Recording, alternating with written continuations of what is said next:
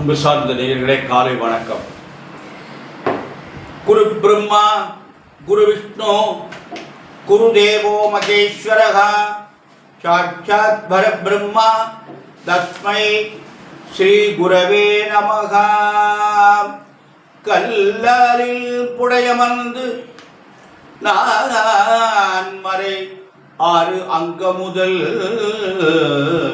கற்ற கேள்வி வல்லார்கள் 4 வாக்கு இருந்த பூரணமாய் மறைக்கு அப்பாலாய் எல்லாமாய் அல்லதுமாய் இருந்ததனை இருந்து காட்டி சொல்லாமல் சொன்னவனை நினையாமல் நினைந்து பவத்தொடக்கை வெல்வார்.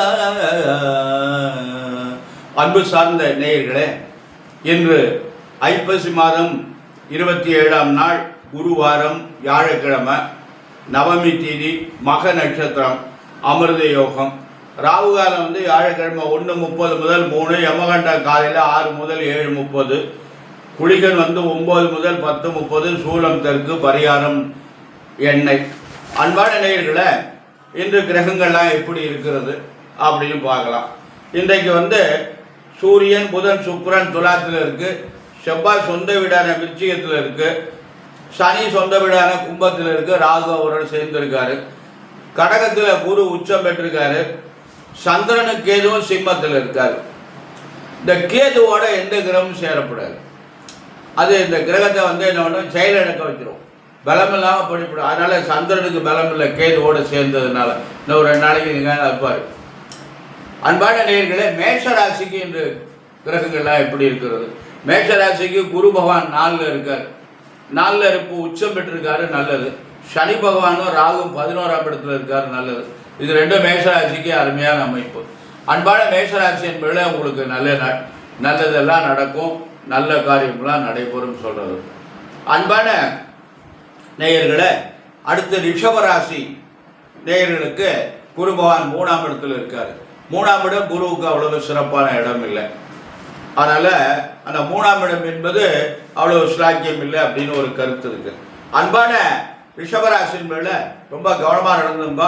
ஆனால் தொழில் சாணம் நன்றாரு, 10ல் சனி ராகு இருக்கிறதுனால தொழில் நன்றாக இருக்கும்.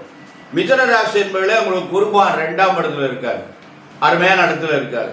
உங்கள் ராசிநாதன் 5ல் இருக்காரு, 5ஆம் அதிபதி 5லே இருக்காரு. இதெல்லாம் ஒரு பெரிய சிறப்பு. அதனால் மிதுன ராசி என்பவர்களுக்கு இந்த கார்த்திகை 30 வரையும் நல்ல நாள், நல்லதெல்லாம் நடக்கும். கடக ராசி என்பதே உங்களுக்கு ஜென்ம குரு, இடமாற்றங்கள்லாம் கிடைக்கும். வெளிநாட்டில் இருந்தால் இங்கே வரலாம், இங்கே இருந்தால் வெளிநாட்டுக்கு போகலாம், வீடு மாறலாம், புது வீடு கட்டிட்டு சொந்த வீட்டுக்கு போகலாம், ஊர் மாறலாம், பதவி மாறலாம், எத்தனையோ மாற்றங்கள்லாம் இருக்குது. அவங்கவுங்க வசதிக்கு தக்கபடி மாற்றங்கள் ஏற்படும். அன்பான சிம்மராசி என்பதில் உங்களுக்கு குருபான் 12ஆம் இடத்துல இருக்கார், உச்சம் பெற்றிருக்காரு, விரயங்கள் நிறைய ஏற்படும், பார்த்து கவனமாக நடந்துங்க. உங்கள் ராசியில் கேது பகவான் இருக்காரு, குழப்பமான சூழ்நிலை. 7ல் சனி ராகு இருக்கு, மனைவி கணவனுடைய உடல்நிலை கவனம் தேவை. கன்னி ராசி என்பதில் உங்களுக்கு குருவான் 11ஆம் இடத்துல இருக்கார், அருமையான அமைப்பு. உங்களுக்கு 2ஆம் அதிபதி 2லே இருக்கார், உங்கள் ராசிநாதன் அவரும் ஒன்றா சேர்ந்து இருக்கிறது நல்ல அமைப்பு. அதனால் பொருளாதார கஷ்டம் இன்றைக்கி இருக்காது, சிறப்பாக இருக்கும் அப்படின்னு ஒரு அமைப்பு. சனி ராகு 6ல் இருப்பது கன்னிராசிக்கு பெரிய அமைப்பு. அதனால் கன்னிராசி என்பதெல்லாம் நல்ல யோகம் இருக்கிறது, பார்த்து கவனமாக நடந்து கொள்ளுங்கள். துளாராசி என்பதில் உங்களுக்கு குருபான் 10ஆம் இடத்துல இருக்கார், 10ல் குரு, கெட்ட பெயர் ஏற்படும், பார்த்து ஜாக்கிரதையாக நடந்து கொள்ளுங்கள். அவசரப்பட்டு எதையும் சொல்லிடாதீங்க யார்கிட்டையும். அன்பான விருச்சிக ராசி என்பதில் உங்களுக்கு அருமையான நாள். இந்த விருச்சிக ராசி என்பது குருபான் 9ஆம் இடத்துல இருக்கார். இந்த 9ஆம் இடத்துல இருக்க குரு என்ன பண்ணுவார்னா, நல்லதெல்லாம் செய்வார், நல்ல காரியம்லாம் நடக்கும். அன்பான விருச்சிக ராசி என்பதில் டென்ஷன் இல்லாமல் பார்த்து கவனமாக நடந்து கொள்ளுங்கள், நல்லதே நடக்கும். தனுசு ராசி என்பது உங்களுக்கு குருபான் 8ஆம் இடத்துல இருக்கார், 8ஆம் குரு, உங்களுக்கு காரியங்கள் எல்லாம் தடைப்படும், நன்மை இல்லை. அன்பான விருச்சிக ராசி என்பதில் கார்த்திகை 30 வரை எதுவும் செய்யாதீங்க. 9ஆம் இடத்துல இருக்கார், விருச்சிக ராசி என்பது குருபான் 9ஆம் இடத்துல இருக்காரு, நல்லதே நடக்கும், நல்ல காரியம்லாம் இருக்கும். தனுசு ராசி என்பதில் உங்களுக்கு 8ஆம் குரு, 8ஆம் இடத்துல இருக்க குரு உங்களுக்கு கெடுதலை பண்ணுவார், புதுசாக எதையும் பண்ணாதீங்க. மகர ராசி என்பதில் உங்களுக்கு குரு பகவான் 7ஆம் இடத்துல இருக்கார், அருமையான நாள். இருப்பினும் 7.5 சனி இருக்கிறது, பார்த்து கவனமாக நடந்து கொள்ளுங்கள். இந்த மகர ராசி என்பவர்களுக்கெல்லாம் திருமணமெல்லாம் நடக்கும், நல்லதெல்லாம் நடக்கும், வேலை கிடைக்கக்கூடிய வாய்ப்பு இருக்குது. கும்பராசி என்பதே உங்களுக்கு குருவான 6ஆம் இடத்துல இருக்காரு. உடல்நிலையை ரொம்ப கவனமாக இருக்கணும், எதிர்ப்பும் இருக்கும், ஜாக்கிரதையாக நடந்து கொள்ளுங்கள். மீனராசி என்பதே உங்களுக்கு குருவான் 5ஆம் இடத்துல உச்சம் பெற்றிருக்காரு. நல்லதெல்லாம் நடக்கும், நல்ல காரியம்லாம் நடைபெறும் அப்படின்னு பேர். அன்பான மீனராசி என்பவர்களை உங்களுக்கு அருமையான நாள். கொஞ்சம் கட்டாக இருக்கும், நிறைய சிரமப்பட்டு தான் நீங்கள் காரியத்தை பண்ணணும், அதுக்கு வாய்ப்புகள் நிறைவாக இருக்குது. அன்பான மீனராசி என்பவர்களே, கும்பராசி என்பவர்களே, மகர ராசி என்பவர்களே, உங்களுக்கு 7னுடைய தாக்கம் இருக்கிறதுனால பார்த்து ஜாக்கிரதையாக நடந்து கொள்ளுங்கள். உங்களுக்கு நல்ல காரியமெல்லாம் நடைபெற வாய்ப்பு இருக்குது. இருந்தாலும் 7 சனியுடைய தாக்கம் இருக்கிறதுனால சனிக்கிழமை ஒரு விரதமாக இருந்து சனி பகவானுக்கு எள்ளு தீபம் ஏற்றி காக்காய்க்கு சாதம் வச்சுட்டு சனிக்கிழமை சனீஸ்வரனுக்கு அர்ச்சனை பண்ணுங்க. இந்த கோளறு திருப்பதி இன்னொரு பதியம் இருக்குது, அந்த பதியத்தை பாராயணம் பண்ணுங்க. இது உங்களுக்கு நல்ல பலன் தரும். அன்பான நேயர்களை, நமக்கு இறை வழிபாடு தான் நமக்கு ரொம்ப நல்ல பலன்கள் எல்லாம் தரும், நன்மையெல்லாம் நடைபெறும் அப்படிங்கிறது. நம்ம இப்போ ஜாதக ரீதியாக ஒவ்வொரு நாளும் ஏதோ நமக்கு தெரிஞ்ச கருத்துக்களை உங்களோட பகிர்ந்து கொள்ளுகிறேன். அது மாதிரி இப்போ நேற்று 7ஆம் இடத்தை பற்றி பகிர்ந்து கொண்டோம். இன்றைக்கு நாம் பார்க்க போகிறது 5ஆம் இடம். இந்த 5ஆம் இடம் என்பது பாக்கியஸ்தானம்னு சொல்கிறது, புத்திரஸ்தானம்னு பேர். நல்ல காரியங்கள் எல்லாம் நடப்பதற்கு இந்த 5ஆம் இடம் சிறப்பாக இருக்கணும். குழந்தை ஏற்படுவதற்கு 5ஆம் இடம் சிறப்பாக இருக்கணும். இப்போ 5ஆம் இடத்துல பாவகிரகங்கள் இருக்கக்கூடாது, இருந்தால் எந்த காரியமும் சீக்கிரமாக நடைபெறாது. 5ஆம் இடத்துல சனியோ ராகுவோ இருந்தால் ஆண் குழந்தை என்பது சாத்தியம் இருக்காது. புத்திரகாரகன் குரு பலமாக இருந்தால் பெண் குழந்தை உண்டு. அந்த புத்திரகாரகன் குருவும் பலமாக இல்லை, சுக்கிரனும் பலமாக இல்லைன்னா குழந்தை ஏற்படாது. அதனால் இந்த 5ஆம் இடம் மிக சிறப்பாக இருக்கணும். இந்த 5ஆம் இடம் பாக்கியஸ்தானம், நன்மைகள் எல்லாம் நடப்பதற்கு நமக்கு உண்டு. அடுத்து குழந்தை பாக்கியத்தை பற்றி நமக்கு முக்கியம். குழந்தை இல்லைன்னா நம்ம மனுஷனாக பிறந்து எந்த பிரயோஜனம் இல்லை. அதனால் குழந்தை ரொம்ப முக்கியம். அதுக்கு நமக்கு ஜாதகத்தில் 5, 7, 9ஆம் இடத்தை பார்க்கணும். 5ஆம் இடம், 7ஆம் இடம், 9ஆம் இடம், 10ஆம் இடத்தை கூட பார்க்கணுங்கிற ஒரு அபிப்பிராயம் இருக்குது. 10ஆம் இடம் சிறப்பாக இருந்தால் குழந்தை ஏற்படும் அப்படிங்கிறதுக்கெல்லாம் வாய்ப்புகள் இருக்குது. அதனால் இந்த இடங்களெல்லாம் நம்ம ஆய்வு செஞ்சுட்டு தான் இவங்களுக்கு குழந்தை உண்டா இல்லையா என்னன்னு பார்க்கணும்.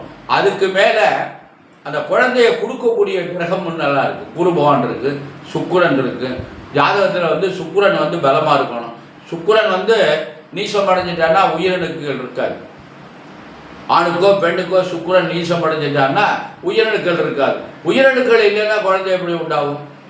2 பேருக்குமே, ஆணுக்கும் உயிரணுக்கள் இல்லை, பெண்ணுக்கும் உயிரணுக்கள் எல்லாம் குழந்தை உண்டாகிறதுக்கு வாய்ப்பே கிடையாது. அதனால் அப்படியெல்லாம் ஒரு கருத்துக்கள்லாம் இருக்குது. அதனால் நம்ம கிரகங்கள் ஜாதகத்தில் நல்லபடியாக அமையணும். நாம் பிறக்கின்ற பொழுது இந்த கிரகங்கள் நல்லா அமையணும். அதுக்கு தான் இந்த அன்னை என்ன பண்ணணும்னு கேட்டால், வயிற்றில் குழந்தை கருவில் இருக்கின்ற பொழுது நல்ல சர்க்கங்கள் எல்லாம் படிக்கணும், நல்ல இறைவனுடைய நாமங்கள் எல்லாம் சொல்லணும், வேறு சிந்தனை எல்லாம் எதுவுமே இருக்கக்கூடாது. அதனால் அந்த கர்ப்பிணி பெண்கள் தலை நிறைய பூ வச்சுக்கணும், நல்ல காற்றை சுவாசிக்கணும், சந்தோஷமாக இருக்கணும். நிறைய அவங்களுக்கு அவங்க என்ன விரும்புகிறாங்களோ அதெல்லாம் வாங்கி கொடுக்கணும், அவங்கள நிறைய சந்தோஷமாக வச்சுக்கணும், நல்ல சுகாதாரமான இடத்துல அவங்கள இருக்க வைக்கணும். இப்படியெல்லாம் இருந்தாங்கன்னா அவங்களுக்கு அந்த குழந்தை நல்ல ஒரு அறிவான குழந்தையாக பிறக்கும். இதில் ராமாயணத்தில் சுந்தரகாண்டம்னு ஒரு பகுதி இருக்குது. அந்த பகுதியை படித்தோம்னா அறிவான குழந்தையாக பிறக்கும். இது ஒரு சிலர் படித்து நான் பார்த்துருக்கேன். நல்ல அறிவு, அந்த குழந்தை நல்ல அறிவாக இருக்கும். இந்த சுந்தரகாண்டத்தை அந்த கர்ப்பிணி பெண்கள் படித்ததுக்கப்புறம் அந்த குழந்தை நல்ல அறிவாக இருக்குது. இப்படிலாம் படிக்கணும். இது மாதிரிலாம் நிறைய சுகப்பிரசவம் ஆவதற்கே நிறைய ஸ்லோகங்கள்லாம் இருக்குது, தமிழில் இருக்குது, தேவாரங்கள்லாம் இருக்குது. நல்ல அறிவான குழந்தை பிறப்புக்கும் தேவாரம் இருக்குது. சுகமாக ஆப்ரேஷன் பண்ணாமல் சுகமாக இப்போ குழந்தை பிறக்கிறதுக்கும் தேவாரம். இதெல்லாம் என்ன பண்ணணும்? படிக்கணும், பாராயணம் பண்ணணும். 5 மாதத்தில் இருந்தால் பாராயணம் பண்ண ஆரம்பிச்சிடணும் சுகப்பிரசவம் ஆவதற்கு. அது ஏதோ நம்மளால் முடிஞ்சது ஒரு 2 தேவாரம் தானம், அதுக்கு ஒரு 11 பாடல் இருக்குது. அந்த பாடலை 2 தேவாரம் தானம் பாராயணம் பண்ணால் பாராயணத்துக்கு வந்துடுவது. 5 மாதத்துலேருந்து 5 மாதம் பாராயணம் பண்ணால் ஒரு வருஷம் 10 மாதம் ஆகிடுது சுகப்பிரசவம் பாடல். அதனால் இந்த நல்ல அறிவான குழந்தைய பிறக்கிறதுக்கும் 11 பாடல் இருக்குது. அந்த 11 பாடலில் 2 பாடல் தினம் பாராயணம் பண்ணால் அந்த குழந்தை நல்ல அறிவான குழந்தையாக இருக்கும். இறைவனுடைய நாமத்தை அந்த கர்ப்பிணி பெண்கள் காலை மாலை 2 வேளையும் அமைதியாக உட்கார்ந்துக்கிட்டு அந்த இறைவனுடைய நாமத்தை பாராயணம் பண்ணிட்டு வந்தாங்கன்னா அறிவான குழந்தையா பிறக்கும். அதே மாதிரி சிவபுராணத்தை பாராயணம் பண்ணிட்டு வந்தாங்கன்னா அறிவான குழந்தையா பிறக்கும். இப்படியெல்லாம் நமக்கு பெரியவங்க நமக்கு ரொம்ப கஷ்டப்பட்டு அதெல்லாம் தந்திருக்காங்க. ஆனால் இப்போ அதெல்லாம் யாருமே பண்ணுறது இல்லை. செல்லையே பார்த்துக்கிட்டே இருக்காங்க. எப்போ பார்த்தாலும் என்ன தேவையில்லையோ குழந்தைகளுக்கு கூட அந்த செல்லைத்தான் கொடுக்குறாங்க. செல்லில் நிறைய நன்மைகள் இருக்குது, அதே மாதிரி தீமைகளும் நிறைய இருக்குது. அன்பான நேயர்களே, நமக்கு இறை வழிபாடு ரொம்ப முக்கியம். இறை வழிபாடு நமக்கு எவ்வளோக்கு பண்ணுறோமோ அவ்வளோக்கு நல்ல சுகமான வாழ்வு நமக்கு கிடைக்கும். நாம் எல்லோரும் நல்லபடியாக இறை வழிபாடு பண்ணி நல்ல பலனை அடைய வேண்டும். நம்முடைய குழந்தைகளுடைய எதிர்காலம் சிறப்பாக இருக்கணும். அந்த குழந்தைகள் நன்றாக படிக்கணும். அந்த குழந்தைகள் கை நிறைய சம்பாதிக்கணும். அந்த குழந்தைகளுக்கு நல்ல வாழ்க்கை துணை அமையணும். அந்த குழந்தைகளுக்கு நல்ல குழந்தைகள் பிறக்கணும் என்பதற்காக எல்லாம் வல்ல எம்பெருமான் சர்வேஸ்வரனையும் வள்ளல் பெருமான் வள்ளியில் மணாளன் முருகப்பெருமானையும் என் அன்னை மாதா பராசக்தி முத்துமகாமாரியம்பியும் பிரார்த்தனை செய்து நிறைவு செய்கிறேன். நன்றி, வணக்கம்.